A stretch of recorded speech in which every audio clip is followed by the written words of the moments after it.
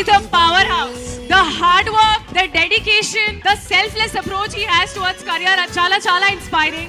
Looking forward to see you all theaters lo on Sankranti. Bhimavaram పాలుమా బాగా beach పోదమా మీద ఫాలుమా viral అవుద్ది రీలుమా.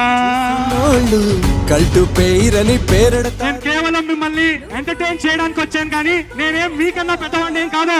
మనం అంతా ఒకటే.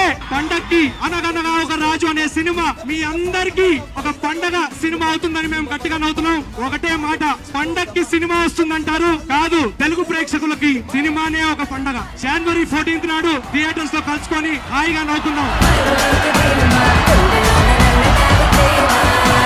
గుండెలోన నన్ను తాగు చేయమా, నీ గుండెలోన నన్ను తాగు చేయమా.